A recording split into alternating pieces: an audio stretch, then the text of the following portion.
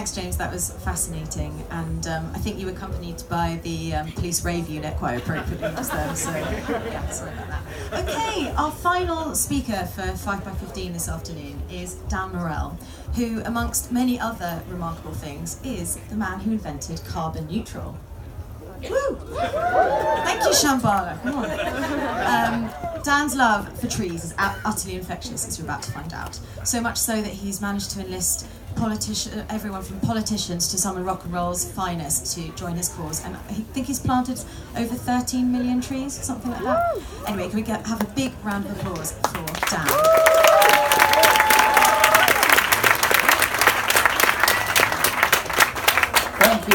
Thank you so much for being here to listen to this story. I think stories are really important, it's like all we've got. And a massive thank you to Sophie and Jessica and Ed and Michael and Helen for putting this together. So really appreciative to be here. How did it happen? How did we come up with carbon neutral? And it became like an archetype or like a real word that's gone into vernacular or generics in the Oxford English Dictionary now. And at one point it didn't have it, nobody knew it, and I had to try and persuade people with this idea. So I'm going to go through the journey of that creation. The story's got sex, drugs, rock and roll, death, a lot of intrigue. So I'll try and weave a story because it's how you can get incredible success and brilliant things happen and then be subject to utter disaster. And what are the politics of people engaging in ideas, and when things get misappropriated, how do you feel about how that happens? So if you'll bear with me, if I can get all that in 15 minutes, we'll give it a good go. So I'll take you back. I had a very serious car accident. Before then, in my early teens, I was living in Italy. Had a brilliant my mother was a Shakespearean actress, my father was a communist, very left-wing, radical family. My father rose up to become managing director of Tesco, which is like a very strange place. And I was like a 5, 6, 7-year-old. I've been pitching him to plant trees. So I was even at that age managed to get corporate budget to create forests. So we created them in the Mid East, in Egypt, in Israel, in Italy, and in England. I was always climbing trees, and trees are probably the greatest love. Going back to the previous speaker, some of the harmonies that we've got can come back out of the lessons from the forest, self-replicating natural systems, and how we can actually start to behave non-competitively and more collaboratively, just like forests do. So that was my childhood and how I felt about this love. I also loved pinball machines. I grew up in Italy, and suddenly one day I found my pinball machine had been replaced by this glowing blue, sort of green box, and it was a Space Invader machine. Oh my God, I was 17, I fell in love with it. And then I persuaded the manufacturer of it in Italy to give me 10 of them to bring to London, and just flooded the market with them with this they weren't here yet. So by the time I was 18, I had like 290,000 pounds a month turnover business, which was just ridiculous, and it was all going really well. I lived in Bath and was feeling very successful, very happy, had girlfriends and lovely situation. As you can imagine, that's a 19, 20-year-old going in a situation like this. A lovely flat, it was all beautiful. And I made great friends with Hugh Cornwall, who's still actually, I'm very proud to say, one of my best friends. We see each other maybe 2 or 3 times a month. But Hugh was great, and we were hanging out in Bath,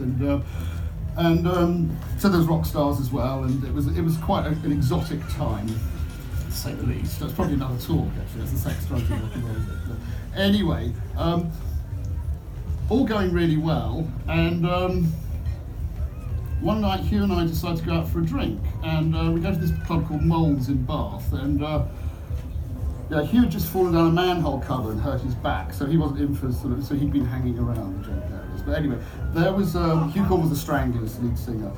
He felt like he'd go early in the evening, so we're in this club, and who should be in there? Totally unknown, unsolicited. We didn't know it was happening, but there was Tony Thompson, who was the Cheek's drummer.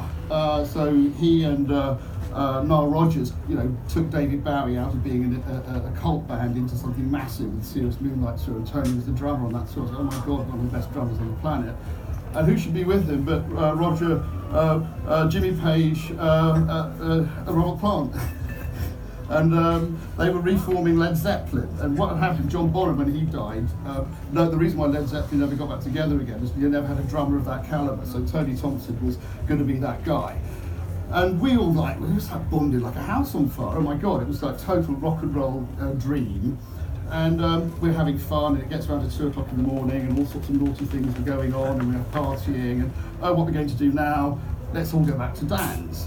So the last thing I remember, there was this guy called Pete Byrne, not the dead or alive Pete Byrne, but another one. He was a singer-songwriter, and he was driving the car. Hillary was a trumpet player from the Stranglers, and Rachel, a lovely girl sitting next to me, and Tony Thompson was in the back seat. The Page and Clark went to wait for us to get in. We drove back to my place. He hit black ice. The space shuttle, this was 1986, had just blown up, Challenger, so it was like a real iconic event. Boom, we go through a basement apartment, and everybody in the car. Pete Byrne, singer-songwriter, broke his jaw. Rachel smashed her face. Hillary, the trumpet player, smashed his lips, and Tony broke both his arms. So the joke is that was Pete Byrne's only ever British smash hit. I had a full frontal brain injury and was seriously injured, left for dead in the car. They got everything else out. I was in a coma for 3 days, and it was probably one of the most interesting times actually, because I was actually out in a different realm. If you believe if you understand the theory of a fractal universe, it's like everything was there all at once. Imagine the best you've ever felt, and then times that by at least 1,000, and that's just what it's like when you get to the beginning. So it was a full proper death experience with the white lights, and in I go, and I'm in this like realm, and 7 beings, there's one being comes over to me and says, oh my God, it's me, which is really weird. But if you think about it, a fractal universe, you're actually seeing yourself in that situation. And there was a conversation like, what we're going to do now, come with, and I was saying, no, I've actually got some things I need to do back here.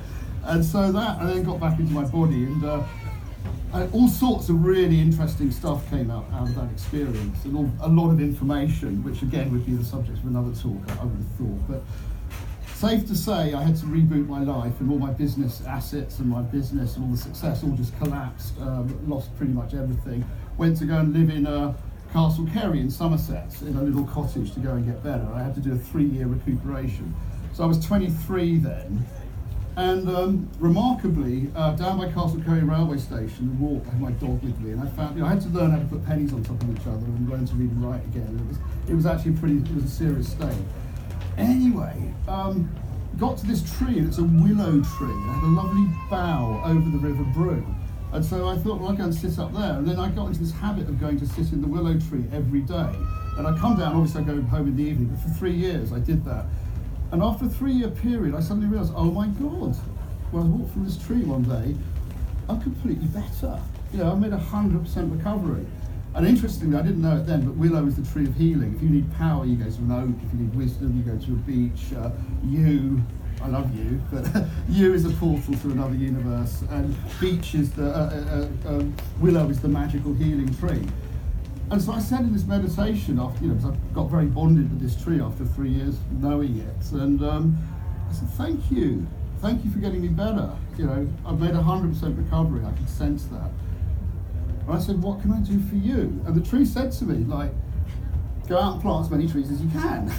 And so I think, okay, so I was scratching my head thinking, how am I going to do that? So I'm walking my dog into Castle Kerry, and I just read the report by NASA, Hansen, the big one about climate and CO2, and it was 1988 then, it was a real issue.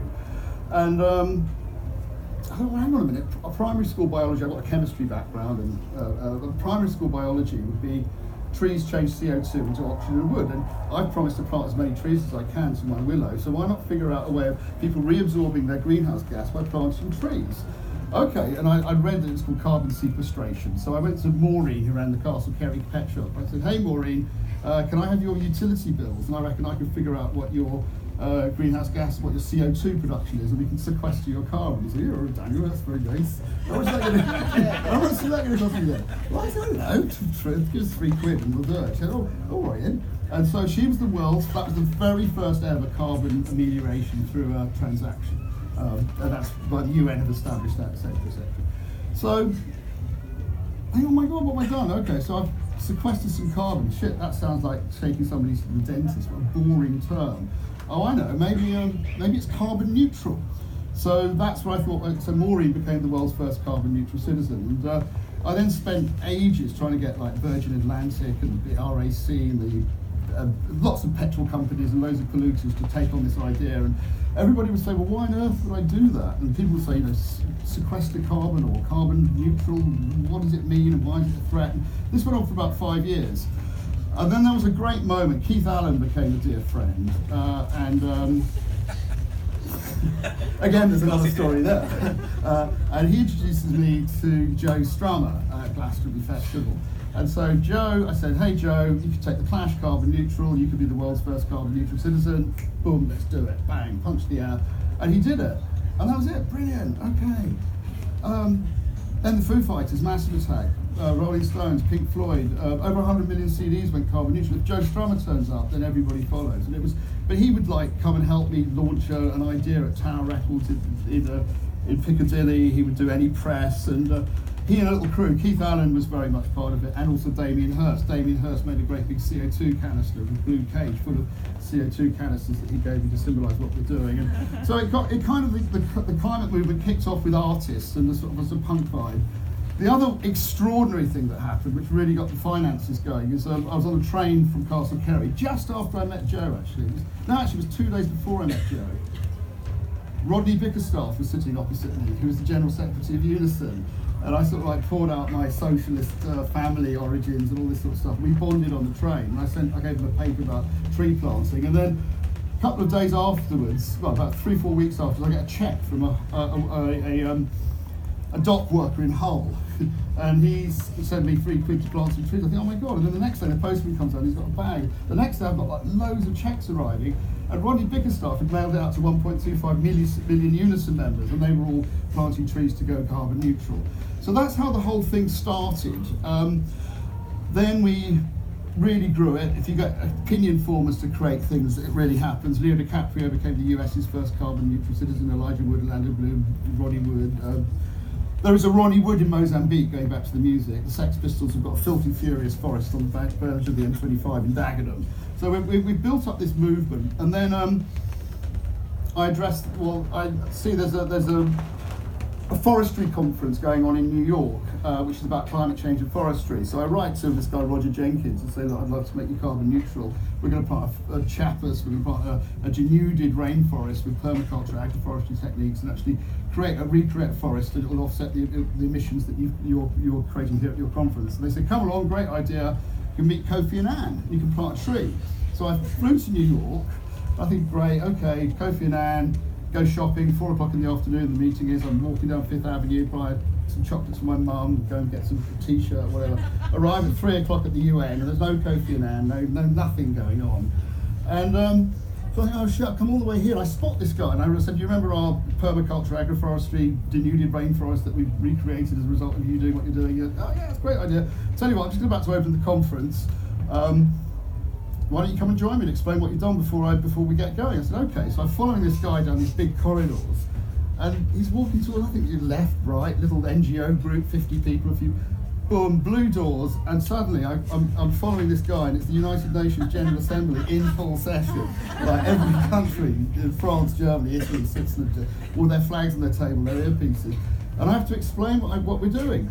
So anyway, I did, and nobody reacted at all. I went to walk away thinking that was it, and they were all being translated, and suddenly everything went way.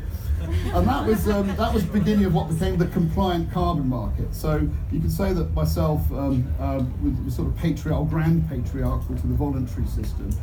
And then it really kicked off. From Maureen, one tree, three quid. Last year the carbon market turned over $197 billion. However, we've ended up putting the well-being of the planet in the hands of the financial services community. And this is what I mean, there's the comedy, then there's the pathos. Foolishly, at that time, I'm really rocking, and I go and take out £3 million of venture capital money. I warn anybody against venture, whatever you do, it's a disaster. And what happens is they come in, they throw marbles onto their feet, they steal the business, and they create a misrepresentation in order to do what they think is best.